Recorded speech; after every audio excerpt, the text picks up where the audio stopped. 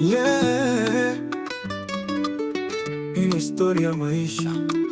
Stress mama, mara nyingi nikiwa peke yangu, mawazo yanakuja kama upepo wa giza. Nafikiria vitu visivyo na maana, nikiona dunia haina msaada. Nafsi nataka kufanya mambo ya kijinga, lakini najizuia, najua Mungu yupo. Moyo unalia, akili inateseka, stress imenifanya kuwa mbali na raha. Lakini nikikumbuka kuna kesho mpya inakuja, na nikisali moyo unapata faraja. Hope inanipa nguvu ya kusimama tena. Stress ikija, usinyamaze peke yako. Stress usiache ichukue roho yako. Moyo ukikumbuka mema unapata hope. Stress kivuli itaondoka kwa mwanga wa upendo. Nimeona marafiki wengi wakipotea kwa sababu ya mawazo mazito moyoni, lakini ukikaa na ndugu kaongea, unapata nafuu hata bila dawa. Stress sio mwisho wa dunia, ni jaribu tu la maisha. Usikubali kuanguka chini, moyo wako unaweza kushinda hii vita.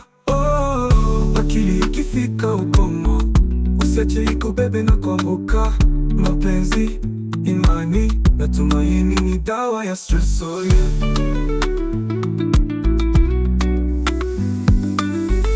Stress ikija, usinyamaze peke yako. Stress usiache ichukue roho yako. Moyo ukikumbuka mema unapata hope. Stress kivuli itaondoka kwa mwanga wa upendo. Akili ikifika ukomo, usiache ikubebe na kuanguka. Mapenzi, imani na tumaini ni dawa ya stress. Yeah. Stress ikija, usinyamaze peke yako.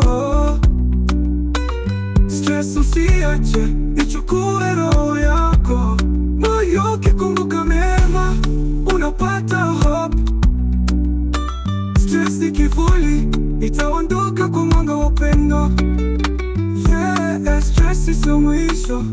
Moyo ukipata hope unapata njia. Stress itaondoka.